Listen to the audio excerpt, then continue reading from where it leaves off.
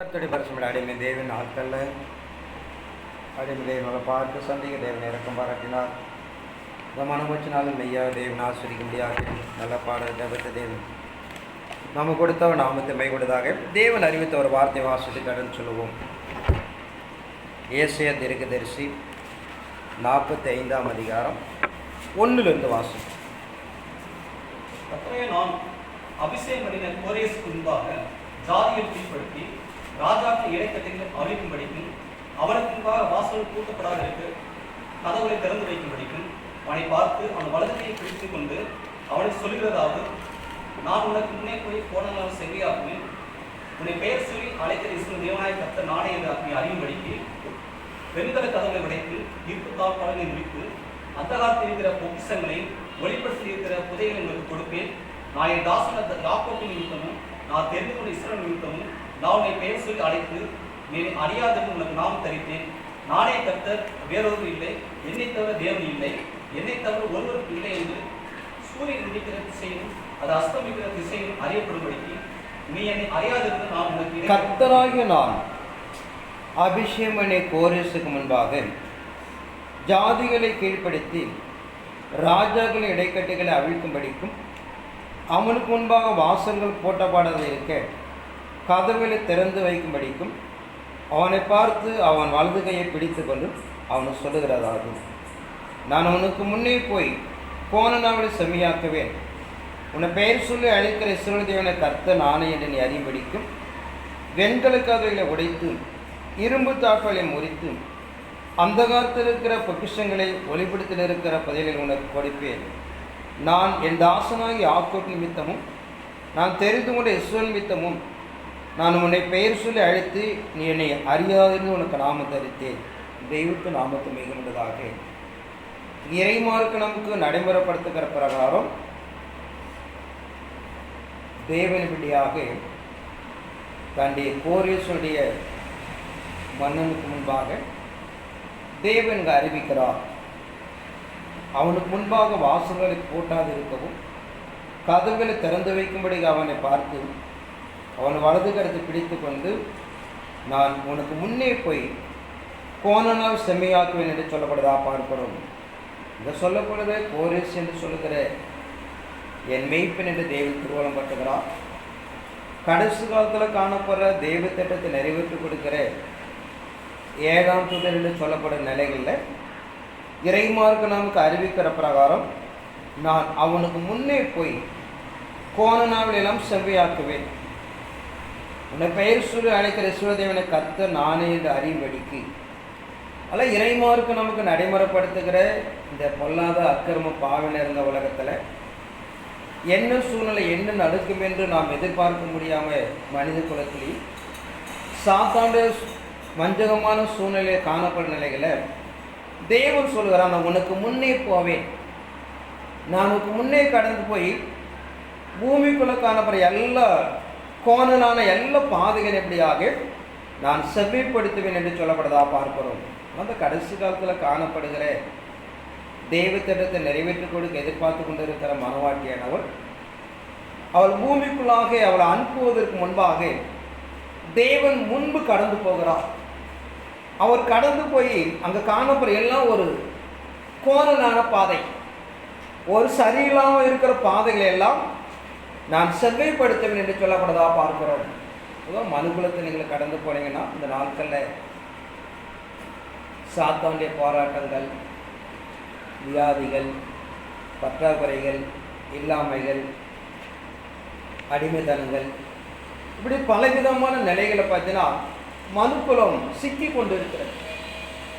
அதில் இறைத்திட்டத்துடைய தெய்வ நோக்கம் என்பது இருளில் இருக்கிற ஜனங்களுக்கு ஒரு பெரிய வெளிச்சம் உண்டாயிற்று என்று சொல்லப்படுவதாக பார்க்கிறோம். அதில் இருள் என்று சொல்லப்படுகிற போராட்டங்கள், பாவ வாழ்க்கை, இல்லாமை, வறுமை, மனிதன் சூழ்ந்திருக்கிற இப்படிப்பட்ட நிலைகளை தேவன் என்ன செய்யல சீர்படுத்தி அதை சரி செய்து கொடுக்கிறார் என்று சொல்லப்படுறதா பார்க்கிறோம். அதனால் என்ன சொல்கிறான்னு பார்த்து நீங்கள் போங்க, உங்களுக்கு முன்னாடி நான் அங்கே இருப்பேன் என்று சொல்கிறார். ஆனால் வாழ்க்கையில் பூமிக்குரிய வாழ்க்கையாக இருந்தாலும் சரி, ஆவிக்குரிய வாழ்க்கையாக இருந்தாலும் நம்ம தைரியமாக புறப்பட வேண்டும். கர்த்தர் நமக்கு முன்பே அங்கே கடந்து போகிறார் என்று சொல்கிறது. ஏன்னா வேதாந்த நீங்கள் எந்த ஒரு நிலைகளை எடுத்துக்கொண்டாலும் முன்பு தீர்மானிக்கப்பட்ட தெய்வ திட்டத்தை நிறைவேற்றி கொடுப்பதற்காக நீங்கள் பல இடங்களை எடுத்துக்கொண்டீங்கன்னா, இயேசு கிறிஸ்து பூமிக்குள்ள பிறப்பதற்கு முன்பாக வானத்துக்கு எடுத்துக்கொள்ளப்பட்ட எலியா தீர்க்கதரிசியை அவர் அனுப்பி வழியை ஆயத்தப்படுத்துங்கள் என்று சொல்கிறார். ஊழிய பாதைக்கு அவர் ஒரு மனுஷகுமாரனை பிறப்பதற்காக மரியாதை ஆயத்தப்படுத்திய யோசேப்பை இப்படியாக ஒரு மாமிசுகுரு தாப்பனாக நடைமுறைப்படுத்துகிறார். கடைசியாக உலகம் அவர் கைவிடப்படுகிறது. கல்வாசல் எப்படியாக தொங்கிக் கொண்டிருக்கிறார். அந்த சரீரத்தை எடுத்து அடக்கம் பண்ண சூழ்நிலை இல்லாமல் கழுகுகளும் காகங்களும் கொத்தி திங்கக்கூடிய ஒரு சூழ்நிலை நிற்கிறது. அங்கே ஒரு யோசேப்பை அனுப்பி அங்கே அந்த சரீரத்தை இறக்கி அவன் அடக்கம் பண்ணுகிறான். அல்ல தெய்வ சமூகத்தில் நீங்கள் உயிரோடு இருக்கும்போதும் சரி, உங்களோட காலங்கள் கடந்து போனாலும் சரி, தேவன் அதற்கு முன்பாக ஒவ்வொரு இடத்திலும் ஒருவரை ஆயத்தப்படுத்தி வைத்திருக்கிறார். இதோ நம்முடைய கண்களுக்கு மறைவாய் இருப்பதனாலே, தெரியாது இருப்பதனாலே நம்மை பாதுகாக்க ரட்சிக்க உதவி செய்ய யாரும் இல்லை என்று நாம் நினைத்து விடக்கூடாது. தேவனோட அனுகிரகம் இல்லாமல் அந்த பூமியில் ஒரு அசைவும் அசைக்க முடியாது. அவர் திட்டம் தீர்மானம், அவர் சமூகத்துவ எந்த ஒரு நிலைப்பாடு இல்லாமல் அதை நாம் அடைய முடியாது என்பதை நாம் அறிந்து கொள்ளப்பட வேண்டும். ஆனால் இறை மார்க்கம் சொல்லுகிற பிரகாரம் இங்கே கோரேஸ் என்கிற மெய்ப்பெண் என்னுடைய மன்னன் என்று சொல்லப்படுகிற அந்த மனிதனுக்கு வாக்கு கொடுக்கிறார். நீ போ, கோணனை எல்லாம் என்ன பண்ண நான் செம்மியாக்கி வைப்பேன், நான் உன்னை அழைத்திருக்கிறேன் என்பதை நீ அங்கே அறிந்து கொள்வாய். ஆனால் இறைமார்க்கம் எதிர்பார்க்கிறபடி நம்ம முன்பே கடவுள் கண்களை காமிச்செல்லாம் அனுப்ப மாட்டார். அப்படி நம்ம எதிர்பார்க்கக்கூடாது. நீங்கள் கடந்து போயினா கர்த்தர் உங்கள் வாசலை திறந்து கொடுப்பார், தேவன் அங்கே ஆயத்தப்படுத்துவார் என்று பார்க்கிறோம். அதனால் தொடர்ந்து வெண்கல கதவுகளை உடைத்து இரும்பு தாழ்பாலை முறித்து அந்தகார் இப்படி பல விஷயங்களை எந்த நிலைகளே பூட்டப்பட்டிருந்தாலும் எந்த நிலை அடைப்பட்டிருந்தாலும் தேவன் இப்படியாக அதை திறந்து கொடுப்பார் என்று சொல்வதை நாம் அறிந்து கொள்ளப்பட வேண்டும். அதில் இறைமாருக்கு நம்ம நடைமுறைப்படுத்துகிற பிரகாரம் தேவன் உங்களை எதற்கு அழைத்தாரோ, எதற்கு தெரிந்து கொண்டாரோ, அது தேவன் உங்களை நடைமுறைப்படுத்தி கொடுப்பார் என்பதை நாம் அறிந்து கொள்ளப்பட வேண்டும். 44ஆம் அதிகாரம் 21 வாசிப்பு. ஏசாயா தீர்க்கதரிசி 44:21. யாக்கோபே, இஸ்ரவேலே, இவனை நினை, நீ என் தாசன், நான் உன்னை உருவாக்கினேன். நீ என் தாசன் இஸ்ரவேலே, நீ என்னால் மறக்கப்படுவதில்லை. உன் மீட்புகளை மேகத்தை தொடர்ந்து உன் பாவங்களை கார்மேகத்தை அகற்றி விட்டேன். என்னிடத்தில் திரும்ப உன்னை நான் மீட்டுக் கொண்டேன். வானங்களை கலைத்து பாடுங்கள், கர்த்தரை செய்தார். பூதளத்தில் தாழ்வுகளை ஆர்ப்பரிகள், பர்வதங்களே காடுகளே, காற்று சகல மரங்களே, கம்பீரமாய் முழங்குங்கள். கர்த்தர் யாக்கோபை மீட்டு இஸ்ரவேலை மகிமைப்படுகிறார். மீட்பரும் தாய் கர்ப்பத்தில் உன்னை உருவாக்கின கர்த்தர் சொல்கிறதாவது, நானே எல்லாவற்றையும் செய்கிற கர்த்தர், நான் ஒருவராய் வானம் பிரித்து நானே பூமி பரப்பினவர், நான் கட்டத்தரைக்காரன் குறில் அபத்தமாக்கி குறிசொல்களை நிர்மூலராக்கி. இந்த இறைமார்க்கம் சொல்லுகிற பிரகாரம் யாக்கோபே, இஸ்ரவேலை, இவளை நினை, நீ என் தாசன், நான் உன்னை உருவாக்கினேன், நீ என் தாசன் இஸ்ரவேலை என்னால் மறக்கப்படுதல் என்று சொல்லுகிறார். ஆனால் இறைமார்க்கம் சொல்லப்படுகிற தேவனால் வாக்குத்தத்தத்தை பெற்ற யாக்கோப்பும் அவருடைய சொந்த ஜனங்களாக மாறிக்கொண்டிருக்கிற இஸ்ரவேலும் நான் உன்னை மறக்கப்படுதல் என்று சொல்லுகிறார். அல்ல இறைமார்க்கு நடைமுறைப்படுத்துகிற வாக்குத்தத்த பிரகாரம் பிதாக்கிட கோத்திரத்தில் கடந்து வருகிற தன் சந்ததியும் தன் சொந்த ஜனங்களாக அங்கீகரிக்கப்பட்ட புறஜாதிகளாக இஸ்ரவேலரையும் தேவன் இப்படியாக அவர் மறக்கப்படுவதில்லை என்று சொல்லப்படுவதாக பார்க்கிறோம். ஆனால் நாம் கடைசி காலத்தில் காணப்படுகிற மனவாட்டி நம்பியிருக்கிற தேவ தீர்மானம் என்பது நான் உன்னை அழைத்தேன் என்பதை இந்த ஜனங்கள் அறிந்து கொள்வார்கள். நான் கூட இருக்கிறேன் என்பதை ஒரு சில நிலைகளாலே நடைமுறைப்படுத்துகிறார். அப்படி நடைமுறைப்படுத்தி தேவ சமூகத்துக்குள்ள நம்மை மேன்மைப்படுத்துகிறார் என்று சொல்லப்படுவதாக பார்க்கிறோம். ஜாதிகளை நமக்கு முதலாவது கீழ்ப்படுத்துகிறார், ஜாதிகளை நமக்கு சொந்தமாக கொடுக்கிறார், ராஜாவுடைய இடைக்கட்டுகளை அவிழ்க்கும்படிக்கு அவனுக்கு முன்பாக ஒரு திறந்த வாசலை வைக்கிறார். அது ஒருவனும் பூட்ட முடியாது. முதலாவது இப்படியாக இந்த ஜாதியை நமக்கு சொந்தமாக்கி கொடுக்கிறார். இரண்டாவது ராஜாக்களை நாம் சுதந்திரித்துக் கொள்கிறோம். இது ஒரு பல சம்பவத்தை அங்கே நடைமுறைப்படுத்துகிறார். அது முதலாவது சொல்லப்படுகிற ஜாதியின் ஜனங்களையும் தேவன் நமக்கு சொந்தமாக்கி கொடுக்கிறார் என்று சொல்லப்படுதா பார்க்கிறோம். ஏசாயா தீர்க்கதரிசி 41 அதிகாரம் 1 ஒரு சில வசனத்தை வாசிக்கும். தீவுகளை எனக்கு முன்பாக மௌனமாயிருக்கு, ஜனங்கள் தங்களை பிளரை புதிதாய் கொண்டு சமீபத்து வந்து பின்பு பேசப்படுவது. நாம் ஒருமிக்க நியாயசனத்துக்கு முன்பாக சேருவோம். கிழக்கிலும் நீதிமான எழுப்பி தமது பாதத்திலே வரவேற்ற யார்?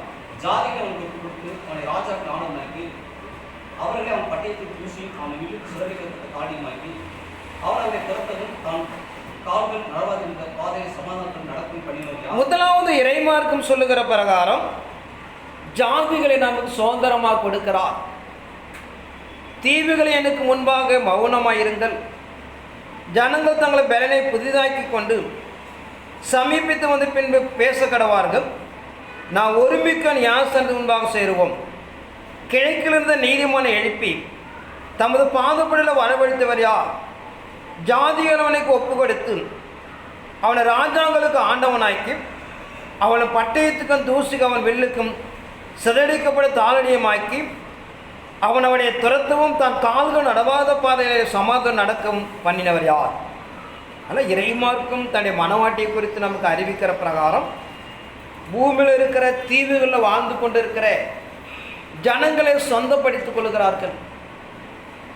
அந்த ஜனங்களை ஆண்டு கொண்டிருக்கிற ராஜாக்களை கீழ்ப்படுத்துகிறார்.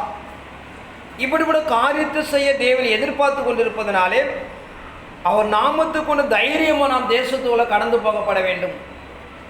தேவனுடைய மார்க்கத்தையும் சத்தியத்தையும் சமாதானத்தை அறிவித்தும் ஜனங்களை நாம் ஆண்டு கொள்ளப்பட வேண்டும் என்று சொல்லப்படுதா பார்க்கிறோம். வெளிப்படுத்தின விசேஷம் 3 அதிகாரம் 7-8 வாசிப்போம். பிலதெல்பியா சபையின் தூதனுக்கு நீ எழுதும் என்னவெனில், பரிசுத்தமுள்ள சத்தியம் உள்ளவன், தாவீது கிருபைகளை உடையவன், ஒருவன் கூடப்படாததை திறக்கிறவன், ஒருவன் திறக்கப்படாததை கூட்டுமாய் சொல்லுவதாகும். என் கிரியை அறிந்திருக்கிறேன், உனக்கு கொஞ்சம் பலனில் என் நாமத்தை மறுதறியாமல் என் வசனத்தை கைக்கொண்டபடினாலே இதோ திறந்த வாசலை உனக்கு முன்பாக வைத்திருக்கிறேன். பிலதெல்பியா சபையின் தூதனுக்கு நீ எழுத வேண்டியது என்னவெனில், பரிசுத்தமுள்ளவரும் சத்தியமுள்ளவரும் தாவியும் திறவைக்கிறவருடைய ஒருவர் பூட்டக்கூடாதபடிக்கு திறக்கிறவரும் ஒருவர் திறக்கக்கூடாதபடி பூட்டுகிறவருமாக சொல்லுகிறதாவது, உன் கிரிகளை அறிந்திருக்கிறேன், உனக்கு கொஞ்சம் பலனிருந்து என் நாமத்தினை மறுதறியாமல் என் வசனத்தை காத்து கொண்டபடியினாலே திறந்த வாசலை உனக்கு முன்பாக வைக்கிறேன். கடைசி காலத்தில் காணப்படுற மனவாட்டியானவள் சாத்தாண்ட சூழ்ச்சி வஞ்சகத்தினாலே நம்மளை போராடி சல்லையில் படைப்பது போல படைத்து எடுக்கிறார். என் வசனத்தை காத்து கொண்டபடியினாலும் என் நாமத்து மறுதலையாமல் நின்றதுனாலே ஒரு திறந்த வாசலை உனக்கு வைக்கிறேன், ஒருவனும் அதை பூட்ட மாட்டான் என்று சொல்கிறார். ஆனால் நாம் இறைமாருக்கு நாம் அறிவிக்கிற தெய்வ திட்டத்தை நிறைவேற்றுக்கு முன்பாக ஒரு பலமுள்ள போராட்டங்கள், நிந்தைகள், அவமானங்கள், பற்றாக்குறை இல்லாமை நடைமுறைப்படுத்துகிறார். தேவன் இப்படியாக நமக்கு முன்னே ஒரு திறந்த வாசல் வைக்கிறார், அதை ஒருவனும் பூட்ட மாட்டான் என்பதை நாம் அறிந்து கொள்ளப்பட வேண்டும். ஏசாயா 35 அதிகாரம் 1 வாசிப்போம். வரணங்களும் மகிழ்ந்து கடுவெளி கலைத்து புஷ்பத்தை போல செழிக்கும், அது விருத்தியா செழித்து துடித்து ஆனந்த கழிப்புடன் பாடும்.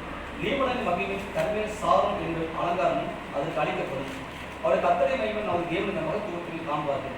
கலந்த கையை திடப்படுத்தி தள்ளாடுகிற முகங்களை பலப்படுத்தி மனப்பதர்களை பார்த்து நீங்கள் பயப்படாதிருந்து திடம் கொள்ளுங்கள். இதோ உங்கள் தேவன் நீதியை சரிகட்டது, உங்கள் தேவன் பதிலளிக்கும் வருவார், அவர் வந்து உங்களை ரட்சிப்பார் என்று சொல்லுங்கள். அப்பொழுது கூடையின் கண்ணில் திறக்கப்பட்டு செவியல் செவியில் திறவுண்டுவோம். அப்பொழுது முடம் மானை போல் பிரிப்பான், உண்மையை நாவும் கெபியரிக்கும். வனாந்தரத்தில் தண்ணீர்களும் கடுவெளியில் ஆறும் வாய்ந்தோடும், வெட்டாந்தரை தண்ணீர் தடாகமும் வறண்டையில் விருட்சமானும் வலுசற்பங்கள் தாவரத்திற்கு இறங்கி வனாந்தரமும் வறண்ட நிலமும் மகிழ்ந்து கடுவெளி கழித்து புஷ்பத்தை போல செழிக்கும். அது மிகுதியாக செழித்து பூரித்து ஆனந்த களிப்புடன் பாடும். லீபோனின் மகிமை கர்மேல் சாரோன் என்பவரிடம் அலங்காரமும் அதற்கு அளிக்கப்படும். அவர் கர்த்தருடைய மகிமை தமது தேவனுடைய மகத்துவத்தை காண்பார்கள். தளர்ந்த கைகளை திடப்படுத்தி தள்ளாடுகிற முழங்காலை பலப்படுத்துங்கள். மனம் பதில்களை பார்த்து நீங்கள் பயப்படாத இருங்கள், திடன் கொள்ளுங்கள். இதை உங்கள் தேவன் நீதியை சரிகட்டு உங்கள் தேவன் பதிலளிக்கு வருவார். எல்லாம் இறைமாருக்கு நமக்கு நடைமுறைப்படுத்துகிற வனாந்தரமும் வறண்ட நிலமும் மகிழும் என்று சொல்கிறது. எதுக்கும் உதவாது என்று தள்ளிவிடப்பட்ட வனாந்தரமும் வறண்ட நிலமும் தேவன் அதை மகிழ்விக்கிறார் என்று பார்க்கிறோம். அது செழித்து ஆனந்தம் களிப்பு உண்டாது என்று பார்க்கிறோம். ஆனால் தளர்ந்த கைகள் என்று சொல்கிறார். தேவன் நம்மை கைவிட்டுட்டாரா? நம்மை ஆதரிப்பதற்கும் கண்காணிப்பு உதவி செய்ய யாரும் இல்லையா என்று நினைக்கிற நிலைகளுக்கு நாம் கடந்து போக வேண்டும். அந்த சமயத்தில் தான் தேவன் நம்மிடத்தில் கடந்து வந்து நம்மை பாதுகாக்கிறார் என்று சொல்கிறது. அல்ல, தளர்ந்து போன கைகளை நீங்கள் திடப்படுத்துங்கள். உங்கள் தேவன் வருகிறார், உங்கள் கர்த்தர் வருகிறார். எல்லாத்தையும் நீதியை சரிகட்டவும் நியாயத்தை நடைமுறைப்படுத்த இதோ வருகிறார் என்று சொல்லி அவர்களை ஆற்றுங்கள் தேற்றுங்கள் என்று சொல்லப்படுறதா பார்க்கிறோம். ஆனால் கடைசி காலத்தில் காணப்படுகிற தேவ ஜனங்கள் மனவாட்டி நாம் முற்றும் புறக்கணிக்கப்படுகிறோம். சமூகத்தில் சாத்தானால் படைக்கப்படுகிறோம். பிழைப்போமா பிழைக்க மாட்டோம் என்று ஒரு நிலைகளுக்கு நாம் தள்ளப்படுகிறோம். ஆனால் எதிரி நாம தான் சாத்தானுக்கு, வேறு யாரும் கிடையாது. பூமியில் இருக்கிற எவ்வளோ கோடிக்கண்ட மனிதர்கள் இருந்தாலும் அதை பற்றி அவனுக்கு கவலை கிடையாது. ஏன்னா சாத்தாண்ட அரவணைப்பில் கைகளில் இருக்கிறார்கள். அவரை பற்றி அவனுக்கு அவசியம் இல்லை. தன் மனவாட்டின் பூமியில் காணப்படுற நீதிமான்களுக்கு மாத்திரம் அவன் கடுமையாக போராடக்கூடியவன். நாம் தேவனுடைய நாட்கள் வெளிப்படும், நீதியை சரிகட்ட நாட்கள் இருப்பது என்று சொல்லி அவரை தேற்றுங்கள் என்று சொல்லப்படதா பார்க்கிறோம். ராஜாக்களை பார்த்து சொல்லுகிறார். சங்கீதம் 2ஆம் அதிகாரம் 10 வாசிப்போம்.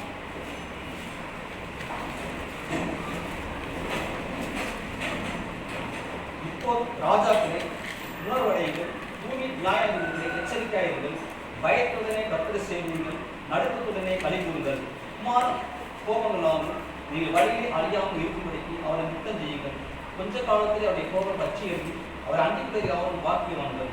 இப்போது ராஜாக்களை உணர்வடையுங்கள், பூமி நியாயிப்பதில் எச்சரிக்கை இருங்கள், பயத்துடன் கர்த்தரை சேவியுங்கள், நடுக்கத்துடன் களி கூறுங்கள்.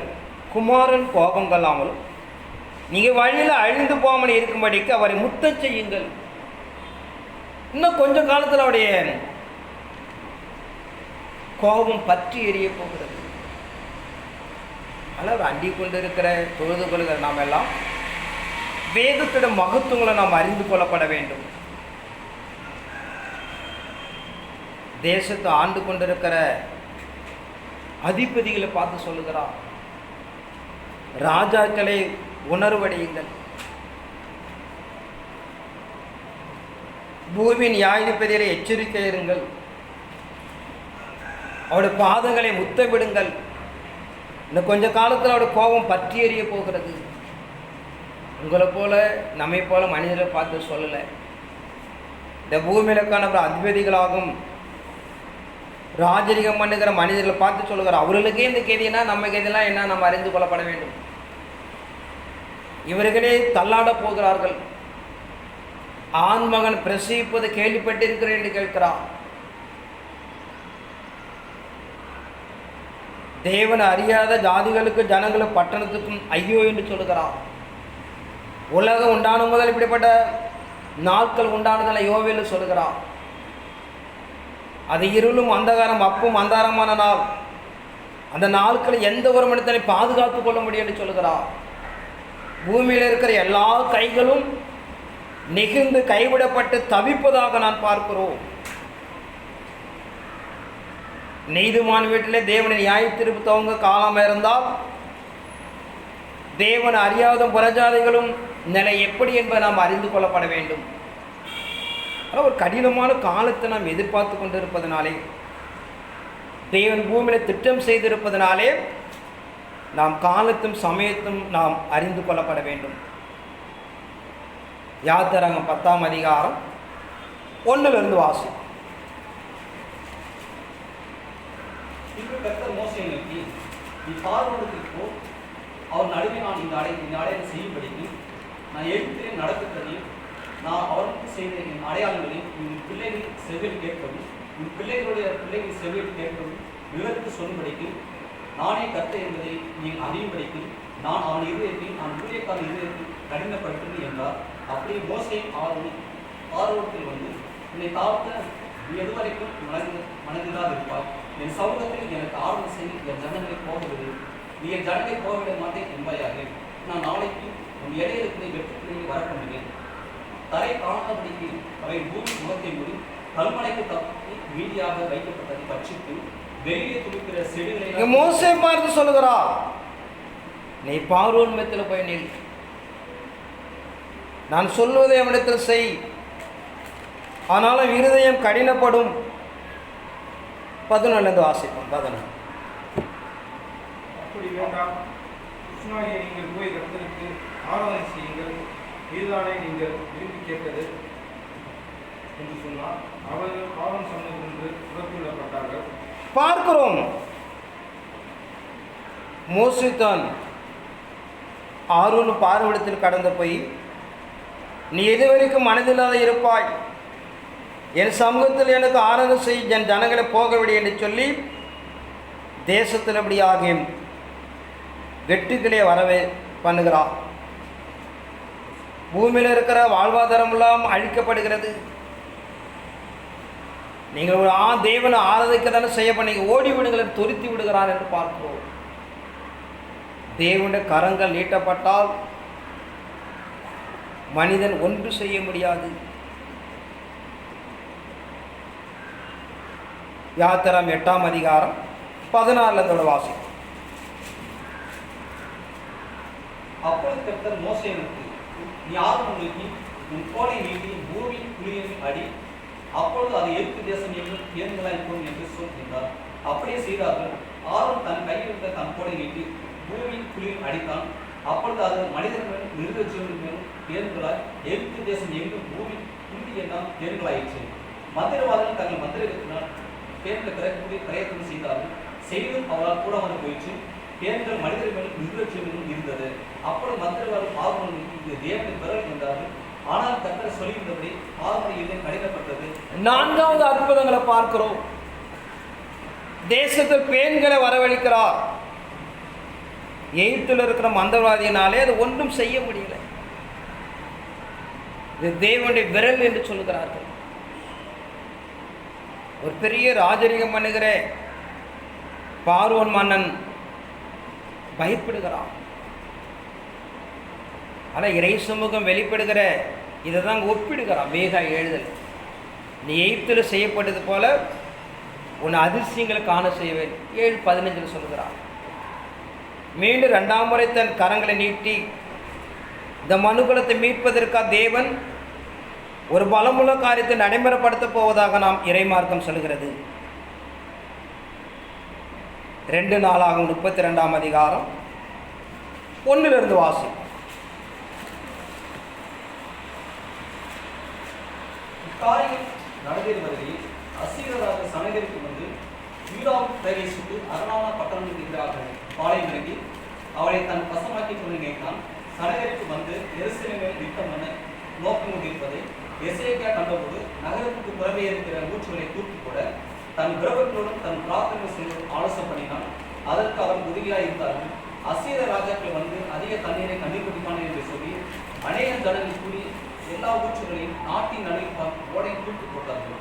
அவன் திடம் கொண்டு இடித்து போன மதிலையெல்லாம் எசேக்கியா இருக்கிறது ராஜாவுடைய காலத்துல சனகரிப்பு என்று சொல்லப்படுகிற ராஜா அவன் விரோதமாக எழும்புகிறான். அவன் காலத்துல தேசம் முழுவதும் அவனுக்கு அடிமையாக இருக்கிறது. எசேக்கியா எத்தனை காலம் அவனுக்கு அப்பம் கட்ட முடியும் என்று சொல்லி அவனை எதிர்க்கிறான். ஜனங்கள் பயப்படுகிறார்கள். சனேகர் ராஜா தகப்பனும் அவனும்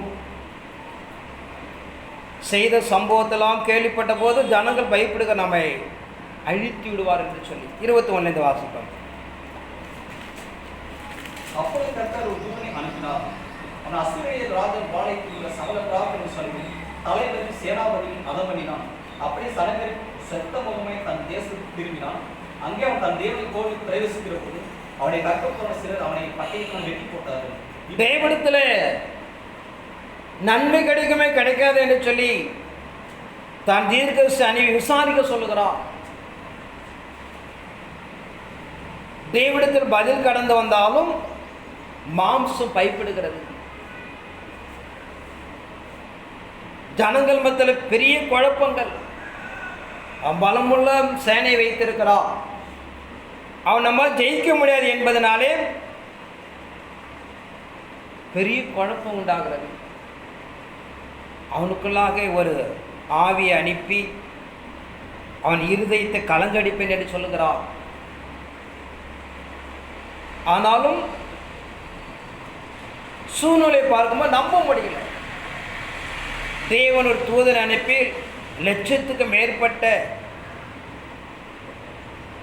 மனிதர்களை கொன்று போடுகிறார் ஒரே இரவு. அதை கேட்ட சனகரிப் ராஜா ஓடுகிறான். தான் தப்பித்துக் கொள்வதற்கு முயற்சிக்கிறான். அவன் இனத்தான் ஒருவனை கொன்று போடுகிறான் என்று பார்க்கிறோம்.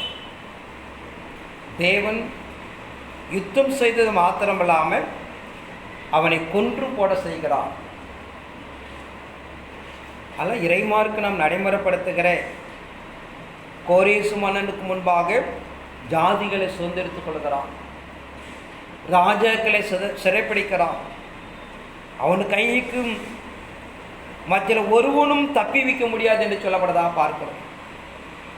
இப்படிப்பட்ட ஒரு நிலைகளை தேவன் நமக்கு மைய வைத்து தீர்மான திட்டம் செய்திருப்பதனாலே நம் ஜாக்கிரதையாக நாம் கடந்து போகப்பட வேண்டும். அவர் சொல்லுகிறார், உனக்கு முன்பாக போய் கோணால இருக்கிற எல்லா பாதையும் செவியாக்குவேன், நீ கடந்து போய் என்று சொல்லுகிறார். ஜாதிகளோ மனிதர்களோ ராஜாக்களை பிரபுகளை பார்த்து நீ பயப்படாதே, நான் உனக்கு முன்பே போவேன் என்று சொல்லி. ஆனால் நாம் விரைவு சமூக தெய்வ திட்டத்தை நிறைவேற்றி கொடுப்பதற்கும் ஜனங்களை தெய்வ சமூகத்தை ஆயத்தப்படுத்துவதற்கு நாம் தைரியமாக போகப்பட வேண்டும். கர்த்தர் நமக்கு முன்பாக நிற்பார். நீங்கள் சும்மா இருப்பேன், அவங்களை யுத்தம் செய்வேன் என்று சொல்லுகிறார். பலத்தால் பரகிறது பரிசுத்தாவினால் எல்லாம் ஆகும் என்று பார்க்கிறோம். செருபால் கையில் தூக்குநிலை கர்த்தர் பார்த்து சந்தோஷப்படுகிறார். தேவனுடைய கையில் இருக்கிற 7 கண்கள் என்று பார்க்கிறோம். ஆனால் இறைமாருக்கு நாம் நடைமுறைப்படுத்துகிற பிரகாரம் அவர் எல்லா பாதைகளும் செவிப்படுத்துகிறார் என்று சொல்லப்படுவதாக பார்க்கிறோம். ஏசாயா தீர்க்கதரிசி 61 அதிகாரம் 1-4 வரைக்கும் வாசிப்போம். தேவனை ஆயிரம் என்பது இருக்கிறார். சிறுமைப்பட்ட சுவிசேஷத்தை அறிவிக்க கர்த்தர் என்னை அபிஷேகம் பண்ணினார். இருதயம் நொறுங்குகிறவர்களுக்கு காயங்கட்டுவதையும், சிறைப்பட்டவர்களுக்கு விடுதலையும், கட்டுவதற்கு கட்டவர்களுக்கு கூறவும், கர்த்தரை அழிக்கிற வருஷத்தையும் நம்முடைய தேவன் வீரிய சரிக்கட்டு நாளில் கூறவும், துயரப்பட்ட அனைவரும் ஆறுதல் செய்யவும், சீரமையிலே துயரப்பட்டவர்களை சீர்படுத்தவும், அவர் சாம்பலுக்கு பதிலாக சிங்காரத்தையும், துயரத்துக்கு பதிலாக ஆனந்த தைலத்தையும், ஒடிகள் ஆவிக்கு பதிலாக துணி உடையை கொடுக்கவும் அவரை என்னை அனுப்பினார். அவர் கர்த்தர் தம்முடைய மகிமைக்குள் நாட்டின நீதி உச்சம் எனப்படுவார். அவர் நெடுங்காலம் பாழாய்க்கட்டுகளை கட்டி பூர்வத்தில் நிர்மலமான எடுப்பித்து தலைமுறை இடித்து கிடந்த பாழான பட்டணங்களை புதிதாய் கட்டுவார்கள். கர்த்தராய தேவனுடைய ஆவியானவர் என் மேல் இருக்கிறார். ஏசாயா 42 பார்த்தீங்கன்னா அங்கே கிறிஸ்து ஒப்பிடுகிறார். அட வாசிப்பமே முதல் வசனம். இதோ நான் ஆதரிக்கிற என் தாசன், நான் தெரிந்து கொண்டவர், என் ஆத்மாவுக்கு பிரியமானவர் இவரே, என் ஆவியை அவர்கள் அமரப் பண்ணினேன். இதோ நான் ஆதரிக்கிற என் தாசன், நான் தெரிந்து கொண்டவர், என் ஆத்மா பிரியமானவரும் இவரே, என் ஆவி அவர் மேல் அமரப் பண்ணினேன். அவர் புறஜாதிக்குள்ள நியாயத்தை வெளிப்படுத்துவார். தொடர்ந்து அங்கே கிறிஸ்துடைய ஊழிய காலத்தை ஒப்பிட்டு குருடோடு கன்று திறக்கோ கட்டுண்டை காவலிருந்து விடுதலையாக்க என்று சொல்லி, நான் நீதியின்படி உண்மை அழைத்து என்று சொல்லி கிறிஸ்துவை அறிவிக்கிறார். இங்கே 61ஆம் அதில் பார்க்கிற கர்த்தனாகிய தேவனுடைய ஆவியானவர் என் மேல் இருக்கிறார். சிறுமைப்பட்டவர் சுவிசேஷத்தை அறிவிக்க கர்த்தர் என்னை அபிஷேகம் பண்ணினார். இருதயம் நொறுங்குண்டவருக்கு காயத்து கட்டுதலை சிறைப்பட்டவருக்கு விடுதலையாக்கவும் கட்டுணர் கட்டுதல் கூறவும் கர்த்தருடைய அனுகிரக வருஷம் என்று சொல்கிறோம். ஒவ்வொரு ஆண்டுகளும் கடந்து போனாலும் தேவன் மனுகுலத்துக்கு நியமிக்கப்பட்ட ஒரு அனுகிரகம் என்று சொல்லுகிறார். அனுகிரகம் நிக்கிரகம் என்று ஒரு இடத்துல எழுதப்பட்டிருக்கும். அப்படிப்பட்ட காலத்தை நடைமுறைப்படுத்தி துயரப்பட்டவர்களையும் சீர்படுத்தவும் ஆனந்த தைலத்தினாலே அவர்களை அபிஷேகம் பண்ணவும் அவர் நெடுங்கால பாழாய் கிடந்த பட்டணங்களை கட்டி எடுப்பித்து நடைமுறைப்படுத்தி அதை புதிதாக்குவார் என்று சொல்லப்பட்டதாக பார்க்கிறோம்.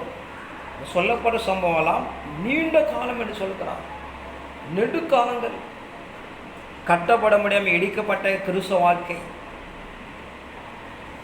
முடியுமா முடியாது என்கிற தத்தளிக்கப்படுகிற சூழ்நிலை, அப்படிப்பட்ட நெடுங்காலம் என்று சொல்கிறார். அவர் மீண்டும் எடுத்து அதை கட்டுகிறார் என்று சொல்லப்படுவதாக பார்க்கிறோம். வெளிப்படுத்த 1ஆம் அதிகாரம் 18ஆம் வசனத்தோட வாசிப்போம். மரித்தேன், ஆனால் இதோ சதா காலம் உயிரோடு இருக்கிறேன். ஆமென். நான் மரணத்திற்கு பாதாளத்துக்கு திரும்புவதில் உடையவராய் இருக்கிறேன். மரித்தேன், இதோ சதா காலம் நான் உயிரோடு இருக்கிறேன் என்று சொல்லப்படுவதாக பார்க்கிறோம். மரித்து கிறிஸ்தபடியாக மரித்து போனது அல்ல, அவர் மீண்டும் உயிரடைந்தார். மரித்தொருமத்தில் நீங்கள் போய் தேடுகிறீர் என்று கேட்கிறார். அவர் அறிவிக்கப்பட்ட பிரகாரம் உங்களை சந்திப்பார் என்று சொல்லப்படுவதாக பார்க்கிறோம். அதாவது தேவன் நமக்கு அறிவிக்கப்பட்டிருக்கிற பிரகாரம் அவர் வேலையை செய்து முடிப்பார் என்பதை நாம் அறிந்து கொள்ளப்பட வேண்டும். யாத்திராங்க 14ஆம் அதிகாரம் 14 வாசிப்போம். 14 யாத்திரா. கர்த்தர் உங்களுக்காக இப்போவா நீங்கள் சும்மா இருக்கிறீர்கள் என்றார். அப்பொழுது கர்த்தர் மோசேயை நோக்கி, நீ என்னிடத்தில் முறையிடுகிறது என்ன? புறப்பட்டு போங்கள் என்று இஸ்ரவேலுக்கு சொல்லு. நீ உன் கோலை ஓங்கி உன் கையை சமுத்திரத்தின் நீக்கி சமுத்திரத்தை பிளந்துவிடு. அப்பொழுது இஸ்ரவேலுக்கு சமுத்திரத்தின் நடுவாக வெட்டாந்தரை நடந்து போவார்கள். எகிப்தியர் உங்களை பின்தொடர்ந்து வரும்படி நான் அவர்கள் இருதயத்தை கடினப்படுத்தி பார்வோனிலும் அவன் நடக்க குதிரைகளின் அவனுடைய எல்லா நாணயத்துக்காக மகிமைப்படுத்துவேன். இப்படி நான் பார்வோனிலும் அவன் ரவனிலும் அவன் குதிரைகளுக்கு மகிமைப்படுத்தும் போது நான் கர்த்தர் என்பதை எகிப்தியர் அறிவார்கள் என்றார். அப்பொழுது இஸ்ரவேலின் சேனை முன்பாக நடந்த தேவதூதனானவர் விலகி அவர்களுக்கு பின்னாக நடந்தார். அவர்களுக்கு முன்பிருந்த மேகஸ்தம்பம் விலகி அவர்கள் பின்னே நின்றது. கர்த்தர் உங்களுக்கு யுத்தம் பண்ணுவார், நீங்கள் சும்மா இருப்பீர்கள். மோசேக்கு என்னிடத்தில் முறையிடுகிறது என்ன? புறப்பட்டு போங்கள் என்று சொல்லுகிறார். நீங்கள் கோலை வாங்கி சமுத்திரத்தை நீட்டு ஒரு வாசலை திறப்பதாக பார்க்கிறோம். உனக்கு முன்பாக நம்ம அனுப்பப்பட்ட தூதன் கடந்து போகிறான், நீ போய் என்று சொல்லப்படுறதாக பார்க்கிறோம். அதனால் இறைமாருக்கு நம்ம நடைமுறைப்படுத்துகிற பிரகாரம் நமக்கு முன்பாக தேவனால் அனுப்பப்பட்ட தூதர்கள் கடந்து போய் நம்மை சகலத்திலும் வழி நடத்துகிறார்கள். வேதாந்தத்தில் பார்க்கிறோம். மரித்து போன பரிசுத்தவான்கள் உதவிகரமாக இருக்கிறார்கள். ஆவியானவர் நமக்கு உதவிகரமாக இருக்கிறார். இயேசு கிறிஸ்து நமக்கு உதவி செய்கிறார். பிதாவை தொழுது கொள்கிற தெய்வ தூதர்களும் கடைசி காலத்தில் அவரை இறங்குவது நம்மை காப்பாற்றுகிறார் என்று சொல்கிறது.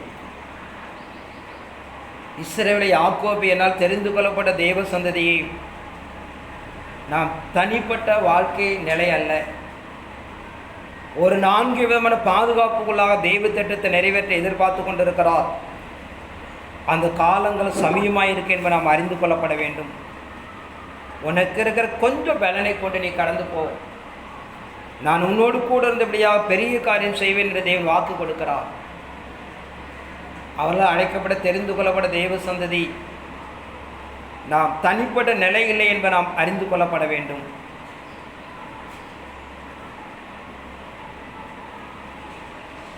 அல்ல, இறைமார்க்கு நம்மோடு கூட இருந்து அவர் பெரிய காரியங்களை செய்ய எதிர்பார்த்து கொண்டிருக்கிறார்.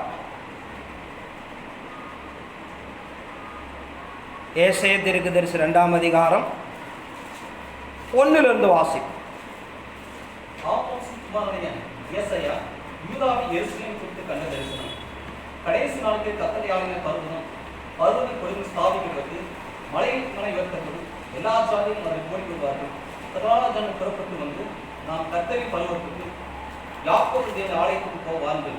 அவர் தமது வழியை நமக்கு போதிப்பார். நாம் அவர் பாதையில் நடப்போம் என்பார்கள். ஏனெனில் சீயோனுடைய வேதத்தை எருசலேமிலிருந்து கர்த்தரின் வசனம் வெளிப்படும். ஜாதிகளுக்கு நியாயம் தீர்த்து ஜனங்களை கண்டு கொள்வார். அப்போது அவர்கள் தங்கள் பட்டைக்கு மண்வெட்டிகளாகும் தங்கள் ஈட்டில் அறிவாளன் அடிப்பார்கள். ஆமோசின் குமாரனாகிய ஏசாயா யூதாவின் எருசலேமை குறித்து கண்ட தரிசனம். கடைசி நாளில் கர்த்தருடைய ஆலய பர்வதங்கள் ஸ்தாபிக்கப்பட்டு மலைகளை மேலே உயர்த்தப்படும். எல்லா ஜாதியதற்கு ஓடி வருவார்கள். ஏசாயா பக்தனுக்கு தேவன் காண்பித்த பிரகாரம் கடைசி நாட்கள் தேவனுடைய வருகை, கர்த்தருடைய ஆலயம் பூமியில் இருக்கிற எல்லா மலைகளுக்கு மேலாக உயர்த்தப்பட்டிருக்கும். அதுவே மனவாட்டி என்பதற்கு நாம் பூமியில் இருக்கிற ஜனங்களை அறிந்து கொள்ளப்பட வேண்டும். கிறிஸ்துவ தாரீகமாக பிரசங்கித்து இயேசுவின் வருகை தடை செய்து கொள்கிறார்கள். எல்லாரும் தன்னை மனவாட்டி என்று சொல்லிக் கொள்கிறார்கள். தேவனை தொழுது கொள்கிறத, ஆராதிப்பதில், கை கொள்வதில் வேறுபாடுகள். ஞானஸ்தானத்தை எடுத்துக்கொண்டாலும் சரி, திருவனத்தை எடுத்துக்கொண்டாலும் சரி, சபை கூடுதல் எடுத்துக்கொண்டாலும் சரி, எல்லா நிகழ்வுகளும் தேவனை தொழுது கொள்வதில் பிரச்சனை. ஒரு ஞாயிற்றுக்கிழமை வருது, வெள்ளிக்கிழமை வருது, சனிக்கிழமை ஒருத்தர் எல்லாம் கடவுள் உண்டாக்கின நாட்கள் சொல்லுகிறார்கள். வேத நமக்கு சொல்லுகிற பிரகாரம் சத்தியத்தை அறிவு சத்தியம் உங்களை விடுதலையாக்கும். சத்தியத்தை கை கொண்டு நீதியுள்ள உள்ளே வாசல தருவங்கள் என்று சொல்லப்படுவதா பார்க்கிறோம். என் மனவாட்டிய உத்தியமையை ஒருத்தி என்று அவர் அழைக்கிறார். உன்னதப்பட்ட 6ஆம் அதிகாரம் 8 வாசிக்கும்.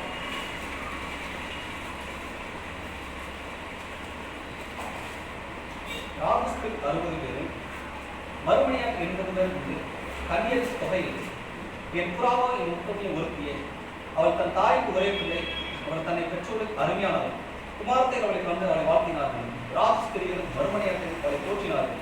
சந்தனை போல் அழகும் சூரியனுக்கு பிரகாசமும் கொடியில் பறக்கு படையை போல் தெளியும் உணவை அருணனை போல் உதிக்கிறவர்கள் யார்?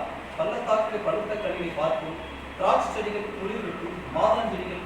ராஜஸ்திரி 60 பேரும் மறுமனையாட்டி 80 பேரும் கண்ணீருக்கு தொகை இல்லை. என் புறாவையின் உத்தமையை ஒருத்தி அவள் தன் தாய்க்கு ஒரே பிள்ளை. அவள் தன்னை பெற்றவளுக்கு அருமையானவள் என்று பார்க்கிறோம். தேவன் நமக்கு அறிவிக்கிற பிரகாரம் கடைசி காலத்தில் மனவாட்டியானவள் என் புறாவை உத்தமையை ஒருத்தி என்று வாக்கு கொடுக்கிறார். அவள் மலைகளுக்கு மேலாக உயர்த்தப்படுகிறார். எல்லா ஜாதிகளுக்கு அதற்கு ஓடி வருவார்கள் என்று பார்க்கிறோம். மீகா 7ஆம் அதிகாரம் 11 வாசிக்கும். உன் மதிப்பை எடுத்து நான் வருகிறது. அந்நாளிலே பிரமாணம் விருதுரம் பரவிக்கும்.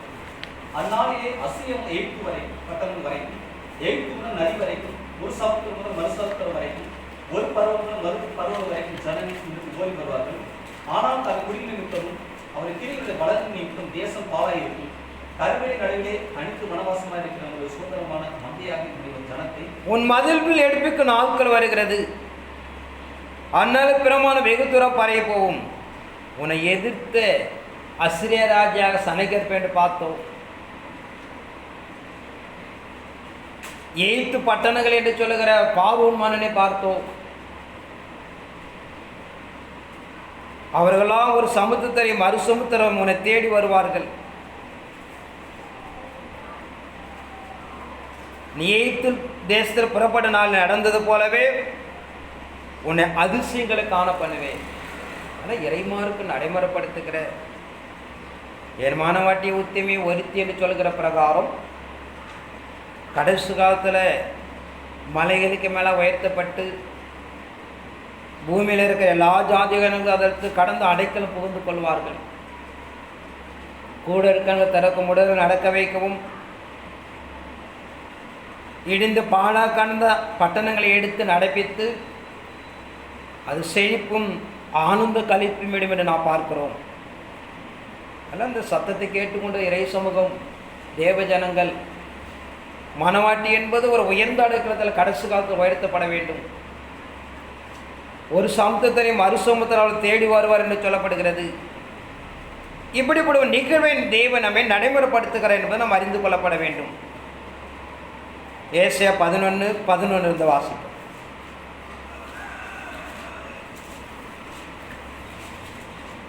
அக்காலத்தை ஆண்டவர் அஸ்ஸீரியன் எகிப்திலும் பத்ரோசிலும் எத்தியோப்பியாவிலும் பெர்சியாவிலும் சினையாரிலும் ஆபத்திலும் சமுத்திர தீவுகளிலும் தம்முடைய ஜனத்தின் மீதான வீட்டுக்குள்ள திரும்ப 2ஆம் வருஷம் தமது கருத்து நீட்டி ஜாதிகளுக்கு ஒரு கொடி ஏற்றி இஸ்ரவேலை துரத்தங்களோடு சேர்த்து யூதாவில் சிதறடிக்கப்பட்டவர்களை பூமி 4 திசையில் கூட்டுவார்.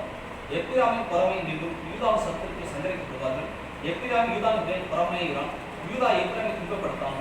அவர் இருள் ஏறமாய் கூடி மேற்கே இருக்கிற வெளிச்சத்தை இறையை பாய்ந்து கீழ் திசையை கொள்ளை ஏதன் மேலும் அக்காலத்து ஆண்டவர் அஸ்ரியாவிலும் எகிப்திலும் பத்ரோசிலும் எத்தியோப்பியாவிலும் பெர்சியாவில் என்று சொல்லப்படுகிற அவர் 2ஆம் வருஷத்தின் கரங்களை நீட்டி ஜாதிகளுக்கு ஒரு கொடியை கொடுத்து சிதறடிக்கப்பட எல்லாரும் அவர் 4 திசையிலும் ஒன்று கூட்டுவார்.